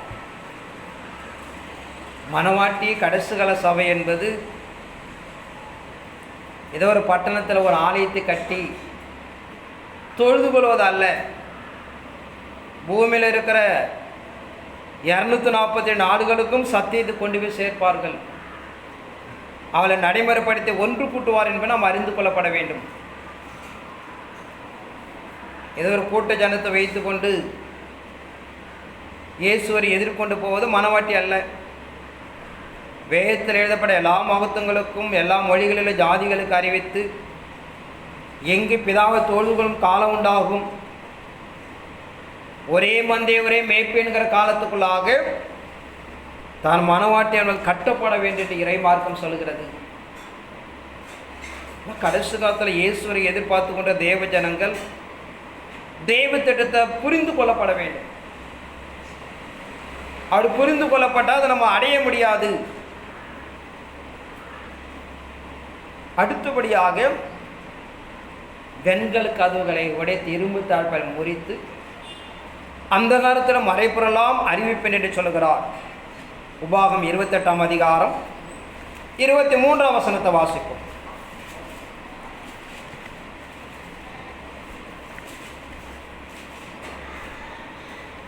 நீ உன் தலைக்கு மேலுள்ள வானும் வெண்கலமும் உனக்கு கீழுள்ள பூமி இரும்புமாய் இருக்கும். உன் தேசத்து மலையை கர்த்தர் புரிந்து மண்ணும் செய்ய கொண்டார். நீ அழிமட்டு அப்படியே வானத்திலிருந்து உங்கள் இறங்கி வரும். உன் சத்துருக்கு முன்பாக நீ முறியடிக்கப்படும்படி கர்த்தர் செய்வார். ஒரு வழியா அவளுக்கு எதிராக புறப்படுவாய், 7 வழியா அவளுக்கு ஓடி போவாய். நீ பூமியில் எல்லா ராஜ்யமும் சிதறப்பிட்டு போவாய். உன் பின் 1000 பறவைகளுக்கும் பூமியின் விருதுகளுக்கும் இரையாகும்.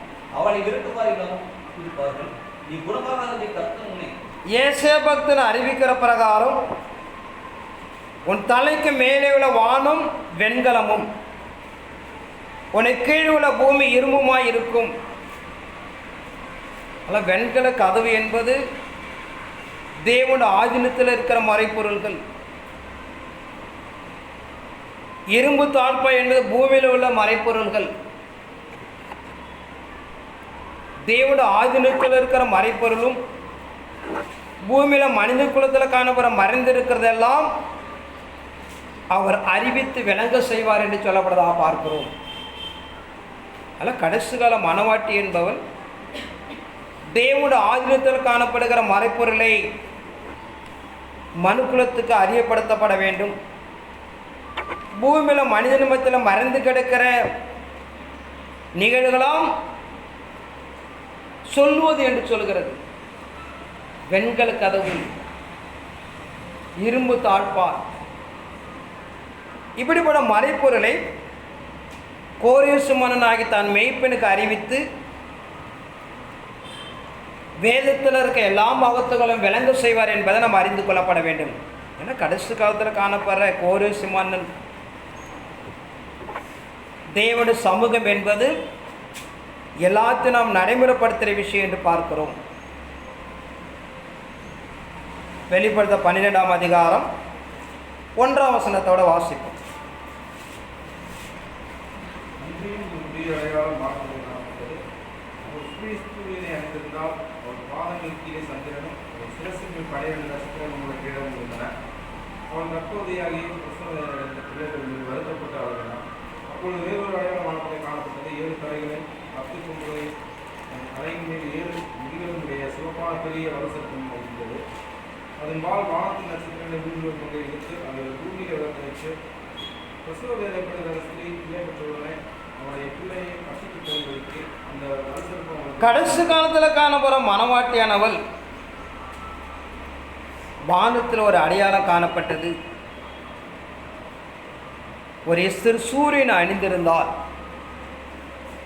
நீதின் சூரியனை இயேசு கிறிஸ்து அச்சடையாளமாக தேவத்திட்டத்தை அடிப்படையாக நிறைவேற்றிக் கொடுக்கிற மணவாட்டியாக வேதத்தில் எழுதப்பட்ட எந்த ஒரு ஆர்து கூட்ட குறைக்காமல் அது அப்படியே நடைமுறைப்படுத்துகிற வாழ்க்கை என்று பார்க்கிறோம். பூமியில் இருக்கிற எல்லா ஜாதிகளும் வானத்தை பார்க்க முடியும். வேறு பட்டணங்கள் இருந்தால் பார்க்க முடியும். வானத்தில் இருந்தால் தான் எல்லாம் பார்க்க முடியும். இப்போ சூரியனே உலகத்தில் எல்லா நாட்டு மக்களும் பார்க்கலாம். அதேபோலும் மணவாட்டியானத்தாலும் வானத்தில் ஜொலிக்கக்கூடிய ஒரு மகிமை நிறைந்த அற்புத அடையாளங்களை செய்து தேவனுடைய தற்சொரூபமாக விளங்க பண்ணப்படும் போது பூமியில் இருக்கிற எல்லா மனிதர்களும் அதை பார்க்க முடியும் என்று சொல்கிறோம். அதனிடத்தில் ஓடி அடைக்கலம் புகுந்து கொள்வார்கள். தேவன் அங்கு வாசம் பண்ணுவதை மனிதன் முகமுகமாக அறிந்து கொள்ள முடியும் என்று சொல்வதை பார்க்கிறோம். இப்படிப்பட்ட ஒரு உயர்வை நடைமுறைப்படுத்துகிறார். வெளிப்படுத்தின 21ஆம் அதிகாரம் 9-10 வாசிப்போம்.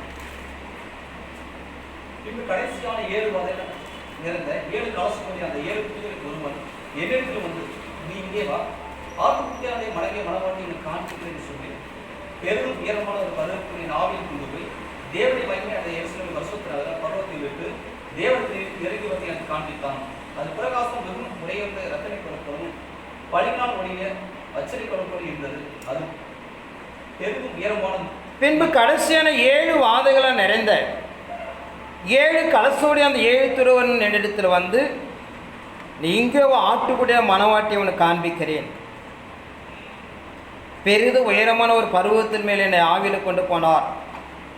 தேவன் மகிழ்மை அடைந்த அல்லவட சரீரமாக மனவாட்டியை தான் புதிய எருசலேமாகிய பரிசுத்த நகரம் என்று சொல்லுகிறார். தேவன் மகிழ்மை அடைகிறார்.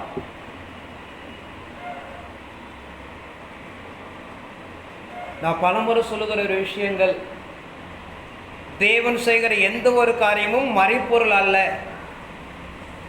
அது 1000 ஆண்டுகள் முன்னாடி எழுதப்பட்டது. இயேசு கிறிஸ்து பிறப்பாக இருந்தாலும் சரி, காலத்துடைய கண்ணோட்டங்கள், காலத்து நிகழ்வுகள், எந்த ஒரு உயர்வு தாழ்வாயினாலும் நேற்று இன்று அறிவிக்கப்பட்ட விஷயம் எல்லாம் 1000 ஆண்டுகள் முன்பு அறிவிக்கப்பட்டதை அதன் காலத்தில் நடைமுறைப்படுத்துகிறார். அதெல்லாம் மனவாட்டி என்பதோ தேவ திட்டம் தீர்மானம் என்பதெல்லாம் உடனே சொல்லுவது அல்ல. 1000 ஆண்டுகள் முன்பாக நம்மத்தில் எழுதி கொடுத்திருக்கிறார். நாமே அறிந்து சரியாக ஓடி அதை பற்றி கொள்ளப்பட வேண்டிய நம்முடைய கடமையாக இருக்கிறது. வேதத்தை ஆராய்ந்து பாருங்கள், ஜோடி ஜோடியாக இருக்கும் என்று சொல்லுகிறார். அறிந்து ஆராய்ந்து நாம தான் காப்பாற்றிக் கொள்ளப்பட வேண்டும். கடவுள் அதற்கு உத்தரவாதம் கொடுக்க முடியாது. அது இப்படிப்பட்ட மகத்துவங்கள் எல்லாம் நாம் அறிந்து கொள்ளப்பட வேண்டும். எல்லா மறைப்பொருளும் சபைக்குள்ளாக வெளியரங்கமாக்கி நடந்து கொண்டிருக்க நடக்க போறையெல்லாம் நமக்கெல்லாம் வெளியரங்கமாக்குறார். மறைவானது ஒன்றுமே கிடையாது. அதுவே மனவாட்டி என்பதை நாம் அறிந்து கொள்ளப்பட வேண்டும். நம்முடைய சொந்த வாழ்க்கை, குடும்ப வாழ்க்கை, எந்த ஒரு வாழ்க்கை இருந்தாலும் தேவன் நமக்கு அறிவித்து விளங்க செய்கிறார். அதனால் மறைப்பொருளை எல்லாம் நமக்கு அறிவித்து விளங்க செய்கிற தேவனாக இருக்கிறார். நம்மிடம் சொல்லாமல் ஒன்று செய்ய மாட்டார் என்று நாம் இறைசுமத்தில் அறிந்து கொள்ளப்பட வேண்டும். அடுத்தபடியாக சொல்லுகிற பிரகாரம் நாம் தேவன் என்பதற்கு நீங்களும் சாட்சிகளாகவும் பூமியில் இருக்கிற எல்லாம் விக்கிரங்களை அழித்து போடுவார். அங்கே சொல்லுகிறார், சூரியன் உதிக்கு திசை முதற்கொண்டு அது மறைகிற வரைக்கும் என்னை அறிந்து கொள்வார்கள். ஆனால் தேவனுடைய நாட்கள், தேவ சமூகம் என்பது இது மறைப்பொருள் அல்ல, எல்லாமே நமக்கு வெளியரங்கமாக்கப்படுகிறது. 45 6ஆம் வசனத்தை வாசிப்பு. ஏசாயா, என்னை தவிர ஒருவரும் இல்லை என்று சூரியன் உதிக்கிற திசையிலும் அது அஸ்தமிக்கிற திசையில் அறியப்படும்படிக்கு நீ என்னை அறியாதிருந்த நான் உனக்கு இடைக்கட்டு கட்டினேன், நானே கட்ட வேறு ஒருவர் இல்லை. என்னை தவிர ஒருவரும் இல்லை என்றும் சூரியன் உதிக்கிற திசை தொடங்கி அது அஸ்தமிக்கிற நிலை வரைக்கும் இறைமார்க்கம் பல கூற்றுகளாக இயற்கைகளையும் மரம் செடி கொடிகளையும் தேவன் என்று தொழுது கொள்கிறார்கள். தேவன் சொல்ற கடைசி நாட்களில் சூரியன் உதிக்கும் திசை தொடங்கி அது அஸ்தமிக்கிற திசை வரைக்கும் என்னை இந்த ஜனங்களும் ஜாதிகளும் அறிந்து கொள்வார்கள். எரேமியா 50ஆம் அதிகாரம் 1 4 வரைக்கும் வாசிக்கும். கர்த்தர் தீர்க்கதரிசியை எரேமியா கொண்டு பாபிலோனுக்கும் கல்தேர் தேசத்துக்கும் விரோதமாக உரைத்த வசனம், பாபிலோன் பிடிபட்டது, பேர் வெட்கப்பட்டது, மெரதாக் நொறுக்கும்போது அந்த சிலை இச்சடைந்தது, அதனை விக்கிரம் நொறுங்கி போன இந்த ஜாதிகளுக்கு அறிவித்து பிரசித்தம் பண்ணுங்கள், இதை மறைக்கால் குடியேற்றி விளம்பரம் பண்ணுங்கள்.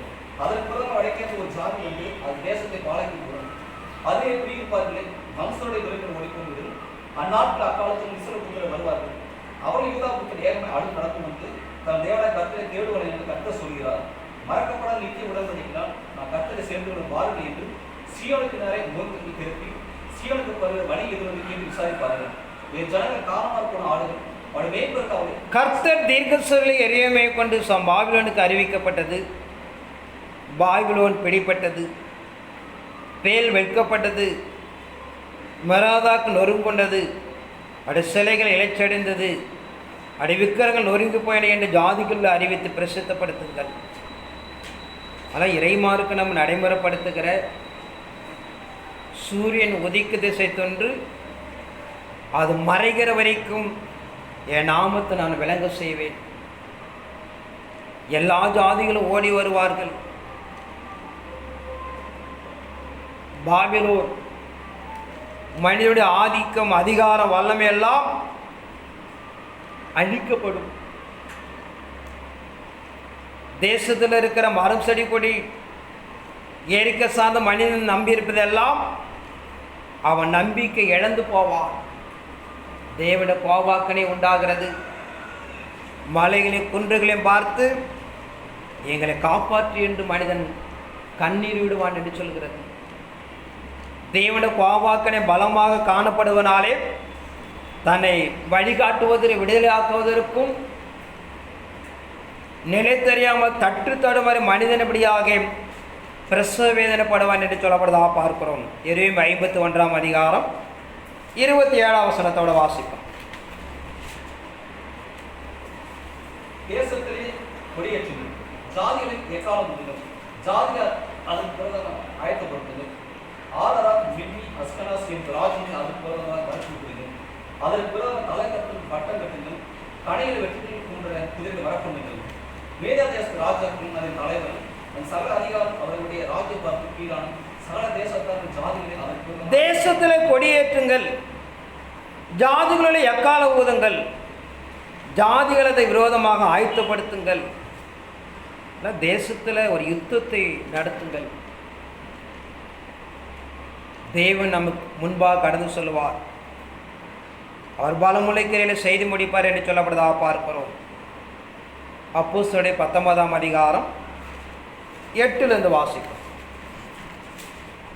பின்பு பவுல் ஜெபாயாலத்தில் பிரவேசித்து தைரியமாய் பிரசங்கித்து 3 மாதம் தேவனுடைய ராஜ்யத்தை குறித்து சம்பாஷணை பண்ணி புத்தி சொல்லிக் கொண்டு வந்தார்.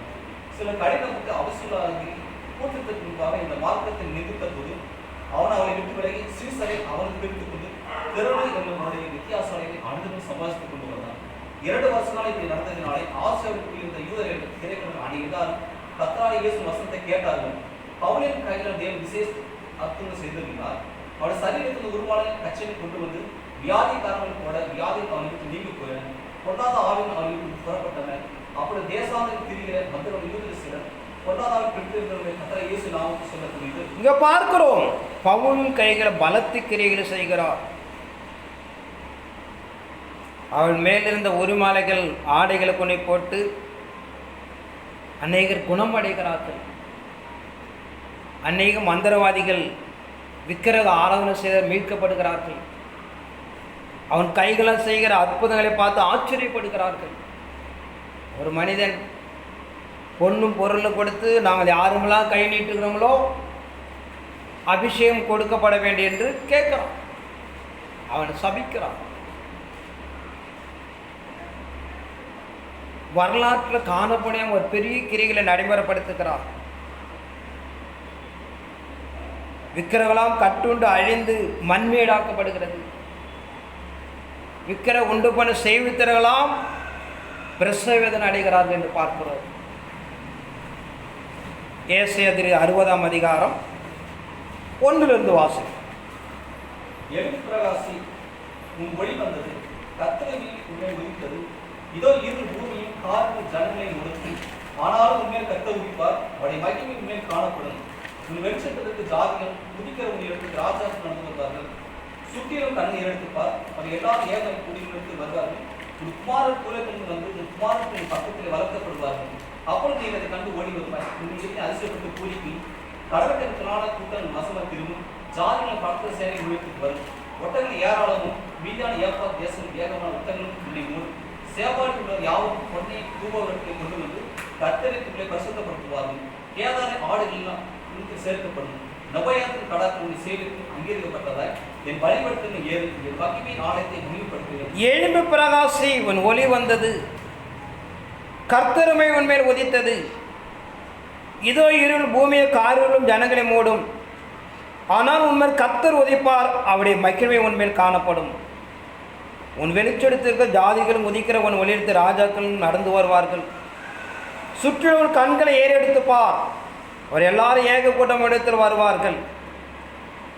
அதனால் இறைமார்க்க நடைமுறைப்படுத்துகிற அவர் இன்னும் ஒரு முறை வானத்து போய் வெட்டாந்தரையை அசை பண்ணுவார் ஆகையில சொல்லுகிறார். முந்தின ஆலயத்தின் மகிமை காட்டு பிந்தின ஆலயம் மகிமை பெரிதாக இருக்கும்.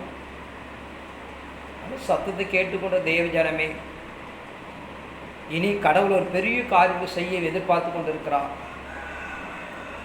அது நம்முடைய காலத்தில் நம் கண்களால் கண்டு கழிக்கிறோம் என்பதனாலே சாத்தானை அதிர்த்து எதிர்கொண்டு போக நாம் தைரியப்பட வேண்டும்.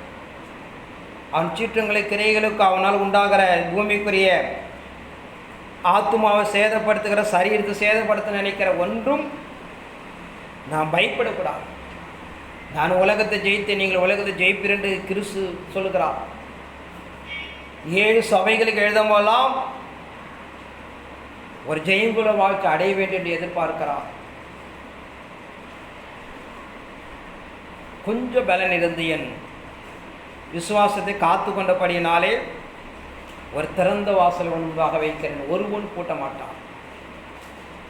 தேவனுடைய மகிமை சீக்கிரம் வெளிப்படாமல் எதிர்பார்த்து கொண்டிருப்பதனாலே தைரியமாக நாம் கடந்து போகப்பட வேண்டும்.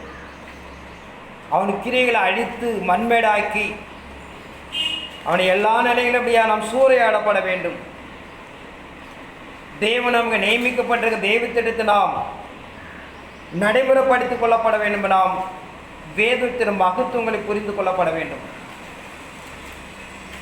அவள் நாம் சரியாக புரிந்து அறிந்து கொள்ளப்படவிட்டால் சாத்தான் நம்மை வஞ்சித்து விடுவான். அதில் இறைமாருக்கு நாம் நடைமுறைப்படுத்துகிற பிரகாரம் சகலித்து நாம் இறை சமூகத்துக்குள்ளாக நம்மை நிலைப்படுத்திக் கொள்ளப்பட வேண்டும்.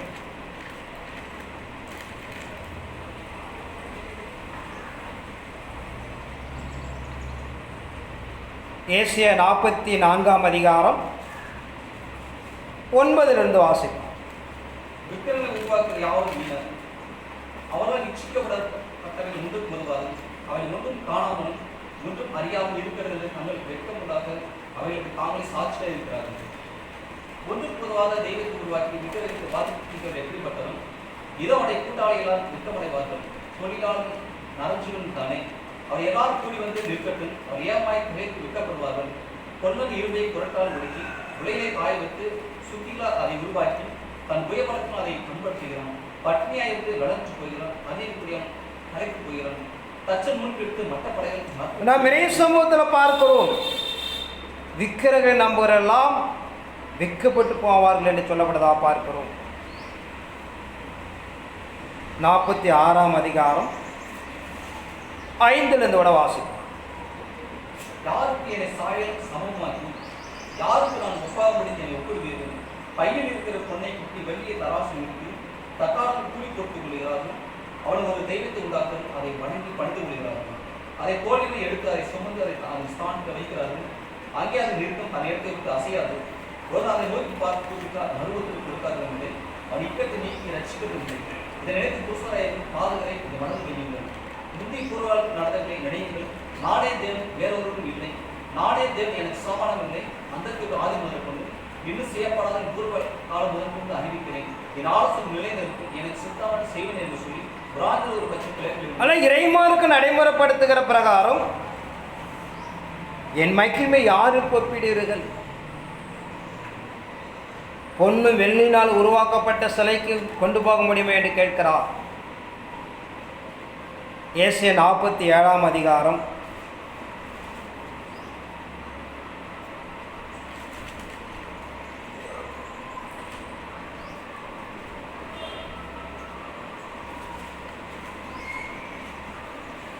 13 வாசிப்போம். நீ திறனான யோசனையினால் நீ இறைத்து போனாய். இப்பொழுது ஜோசியரும் நட்சத்திர பார்க்கிறவன் அமாவாசை கணிக்கிறவன் எழுப்பி உனக்கு நேர்வெளிக்கு உன்னை விலைக்கு ரட்சிக்கிறவன். உன் திரளான யோசனையினாலும் நீ இழைத்து போனாய். இப்போ ஜோசியரும் நட்சத்திரம் பார்க்கிறவர்களும் அமாவாசை கணிக்கிறவர்களும் எழும்பி உனக்கு நேரிடுவதை உன்னை காப்பாற்ற முடியுமா என்று கேட்கிறார். விக்கிரகங்களாம் கட்டோடு அழிக்கப்படும். சூரியன் உதிக்க திசை தொடங்கி அது மறைகிற வரைக்கும் உன்னிடத்தில் கடந்து வருவார்கள். உன்னை எதிர்த்தவர் பகைத்தவர்களெல்லாம் உன் வசங்கள் கடந்து வருவார்கள் என்று சொல்லப்பட்டதா பார்க்கிறோம். அருமையான தேவனுடைய பிள்ளைகளை, காலங்களை நாம் புரிந்து கொள்ளப்பட வேண்டும். ஏசாயா 60 அதிகாரம் 14 வசனத்தோட வாசி. உன்னை ஒழிக்கிற பிள்ளைகள் புரிந்து உள்ளத்தில் வந்து உன்னை அசுத்தப்படி யாவரும் காலையில் பணிந்து உன்னை கத்தனை நகரம் என்று இஸ்ரவேலை பரிசுத்தம் சேர்ந்து சொல்வார்கள். நீ நேரப்பட்டு கழுவப்பட்டது ஒருவர் கடன் நடவடிக்கை இருந்தாய். ஆனால் உன்னை நித்திய மாட்சியால் தலைமுறை தலைமுறை உன்னை ஒடுக்கினவுடைய பிள்ளைகளும் குனிந்து உன்னிடத்தில் வந்து உன்னை அசுத்த பண்ணின யாவரும் உன் காலடியிலே பணிந்து உன்னை கர்த்தருடைய நகரம் என்று சொல்வார்கள். இஸ்ரவேலை பரிசுத்த சீயோன் என்று சொல்வார்கள். நீ நெகிழப்படுவது கைவிடப்பட்ட ஒருவரும் கடந்து நடவாமல் இருந்தாய். தேவனுடைய நாட்கள் வெளிப்படுகிற வரைக்கும் நாம் தள்ளாடப்படுகிறோம், தள்ளப்படுகிறோம், ஒடுக்கப்படுகிறோம், புறக்கணிக்கப்படுகிறோம். இந்த சமூகத்தில் அற்பும் நீசராக எண்ணப்படுகிறோம். தேவன் தான் நிர்ணயிக்கப்பட்ட காலங்கள் கடந்து வரும்போது உன்னை ஒடுக்கனை எதிர்த்த பகைத்தவரெல்லாம் உன் பாதங்களுக்கு நான் கீழ்ப்படுத்துவேன் என்று சொல்கிறான். அதில் ஏசாயா பக்தன் மூலியம் நம்ம அறிவிக்கிற பிரகாரம் பொதுவாக ஏசாயா 1 அதிகாரத்திலிருந்து இந்த 66 அதிகாரமும் இனி நடக்க போகிற சம்பவத்தை சார்ந்த விஷயங்கள். அதிகபட்சமாக கடைசி கால தெய்வ திட்டங்கள், 1000 வருஷ அரசாட்சி, புதிய வனப்பதிவுமே முழுவதும் மையப்படுத்தின ஒரு புத்தகம் பார்த்தீங்கன்னா ஏசாயா தான். பாய்க்கெல்லாம் ஒவ்வொரு பக்திமான்களும் கொஞ்சம் கொஞ்சம் சொல்லியிருப்பார். ஏசாயா பக்திமானுக்கு மட்டும் நிறைய வெளிப்படுத்தின விஷயங்கள். கேருப்பு வீழ்ந்த நிகழ்வு முதற்கொண்டு கடைசி காலம் துவக்கம் முடிவு கடைசி வரை கொண்டு போகிற ஒரு புத்தகம் பார்த்தீங்கன்னா அதிகம் மறைப்பொருள் பார்த்தீங்கன்னா ஏசாயா தீர்க்கதரிசி தான். அதை நிறைய வாசித்துனா அருமையான அற்புதங்கள் கடைசிகளெல்லாம் நம்ம அறிந்து கொள்ளலாம். சபையுடைய துவக்கம், நிலை, முடிவு, எதிர்பார்ப்பு எல்லாம் பலமாக எழுதி வைத்திருக்கிறார். வேதத்தில் அநேக மகத்துவங்களுள்ள ஒரே ஒரு புத்தகம் பார்த்தீங்கன்னா அதிகம் ஏசாயா பக்தன் தான். பாக்கெல்லாம் கொஞ்சம் கொஞ்சம் டச் பண்ணியிருப்பார். அதில் ஏசாயா பக்தர் வாசித்து நிறைய மறைப்பொருளை கற்றுக்கொள்ளலாம். தேவன் இனி செய்ய போகிற எல்லா காரியங்களும் குறித்து. அதில் கோரேசு மன்னனுக்கு அறிவிக்கிற பிரகாரம், நான் உன்னை அழைத்தேன் என்றும் உன்னை நிலைப்படுத்தினேன் என்றும், உனக்கு முன்பாக நான் கடந்து போய் கோணனால எல்லா பாதையில் சபைப்படுத்துவேன், அந்த காலத்தில் இருக்கிற மறைப்பொருளை கொண்டு வந்து சேர்ப்பேன், சூரியன் உதிக்க திசை வந்து மறையும் திசை வரைக்கும் உன்னை தேடி வருவார்கள், நான் உன்னை அழைத்தேன் என்பதற்கு இதுவே ஆதாரம் என்று சொல்லப்படுதா பார்க்கிறோம். அதனால் அப்படிப்பட்ட காலத்தின் மத்தியில் காணப்படுவதனாலே நமக்கு கொஞ்சம் பலன் இருந்தும், ஏசாயா 22 அதிகாரம் 22 வசனத்தோடு வாசிப்போம்.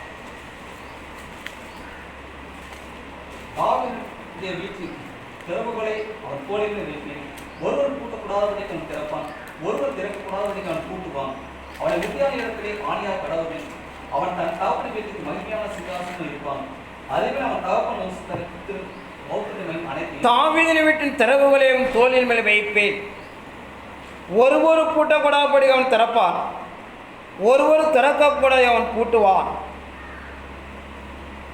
ஆனால் இறைமார்க்கு நடைமுறைப்படுத்துகிற தாவீதின் சந்ததியில் பிறந்த இயேசு கிறிஸ்து தேவராஜ்யத்தை நிறைவேற்றி கொடுப்பதற்காக மனவாட்டியுடைய கடைசிகால தெய்வ திட்டத்தை திறவுகளை அவன் தோளின் மேல் வைப்பேன், அவன் பூட்டினதை ஒருவன் திறக்க முடியாமல் திறந்தது ஒருவனும் பூட்ட முடியாது. அப்படிப்பட்ட ஒரு பெரிய நிலைகளை நாம் நடைமுறைப்படுத்தி கடைசிகளை தெய்வத்திடத்தை நம்ம கையில் அர்ப்பணித்திருப்பதனாலே தேவனுடைய நாமத்தை கொண்டு வார்த்தைகளை நம்பி நாம் தைரியமாக கடந்து போகப்பட வேண்டும். பூமியில் இருக்கிற ஜாதிகளுக்கோ ஜனங்களுக்கோ ராஜாக்களுக்கோ நான் ஒருபோதும் தன்னை மறைத்து கொள்ளாமல் பயப்படாமல் எதிர்கொண்டு போக தேவன் அறிவித்தது தைரியமாக நாம் அறிவிக்கப்பட வேண்டும். யார் கேட்கிறாங்களோ கேட்கப்பட நமக்கு அது அவசியம் அல்ல. இந்த சுவிசேஷ உலகத்துடைய எல்லா ஜனங்களுக்கும் அறிவிக்கப்பட்ட பிறகுதான் முடிவு உண்டாகும். நாம் அறிவிக்கப்படாமல் தான் முடிவு வராது.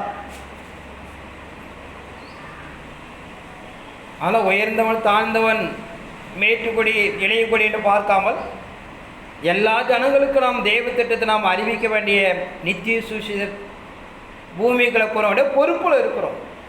நாம் அறிந்து கொள்ளப்பட வேண்டும். ஏற்றுக்கொள்கிறான், கடைப்பிடிக்கிறான், நடைமுறைப்படுத்துகிறான் என்பது நமக்கு அவசியம் அல்ல. அவன் இரத்த பழிகளுக்கு நம்மை கைகளை விலக்கி நாம் காத்து கொள்ளப்பட வேண்டும்.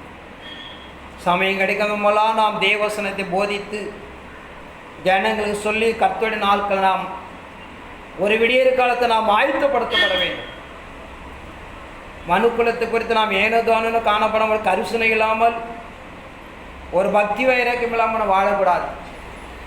ஒவ்வொரு நாட்களும் ஆயிரம் ஜனங்களை சாத்தான் அக்கினி கடக்க இரையாக்கி கொண்டிருக்கிறார். அக்கிரமங்கள், பாவங்கள், ஆக்சிடென்ட், வறுமைகள், இல்லாமை,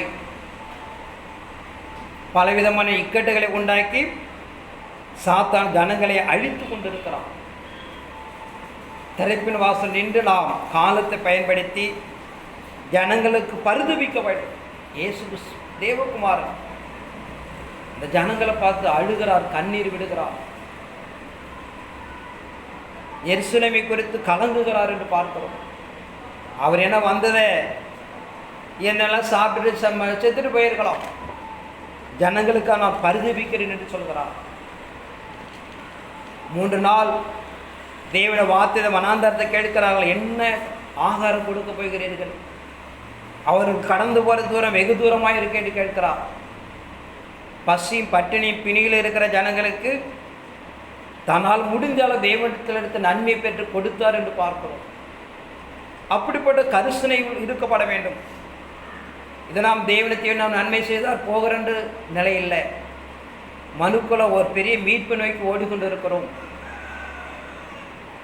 எப்படியாவது வலதுபுறம் இடதுபுறம் சாய்ந்து விடாமல் லட்சத்துக்கு மேற்பட்ட ஜனங்கள் அழிந்து போவதை நாம் பார்க்கிறோம். ஒரே ஒரு ஆமணக்க பொண்ணுக்கு யோனா பரிதபிக்கிறான்.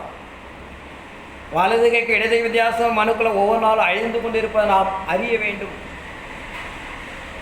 சமயம் கிடைக்கும்போதெல்லாம் தேவ ஜனங்களுக்கு நாம் தேவனுக்கு நாம் மன்றாடப்பட வேண்டும், கண்ணீர் விட வேண்டும். ஏன்னா சூழ்நிலை ஒரு நாளுக்கு ஒவ்வொரு நாட்களும் ஆயிரக்கணக்கான மக்களை அவன் சூறையாடி கொண்டு இருக்கிறான். அதனால் இறைமார்க்கம் கோரேஸ் மன்னனுக்கு அறிவிக்கிற பிரகாரம் ஜாதிகள் ராஜாக்களையும் உனக்கு கீழ்ப்படுத்துவேன். நான் உனக்கு முன்னே போய் கோணனால எல்லாம் பார்த்து சபைப்படுத்துவேன். வெண்கல கதை உடைத்து இரும்பத்தாப்பை முடித்து அந்த காலத்தில் இருக்க மறைப்பொருளாம் உனக்கு நான் வெளியரங்கமாக்குவேன். ஒரு சூரியன் உதிக்கும் தசம் மறை வரைக்கும் என் ஜனங்கள் தேடி வருவார்கள். யாக்கோபுக்கு இக்கட்டும் இஸ்ரவேலுக்கும் நான் வெளிப்பட எதிர்பார்த்து கொண்டிருப்பதனாலே வேதவசனம் நம்மை பலமாக வலியுறுத்துகிறது. அதனால் காலத்து சமயத்தை அறிந்து நாம் இறை திட்டத்தை கடந்து போய் உங்களையும் உங்களை சார்ந்திருக்கிற ஜனங்கள் ஜாதிகளை இன்னைக்கு ஆதாயப்படுத்தி கர்த்தர் வழிக்கு எதிர்கொண்டு பார்க்க நீங்கள் பிரயாசப்படும்படியாக தேவநாமத்தை கேட்டுக்கொண்டும் தேவனது வார்த்தையை ஆசீர்வதிப்பாராக. ஆமென்.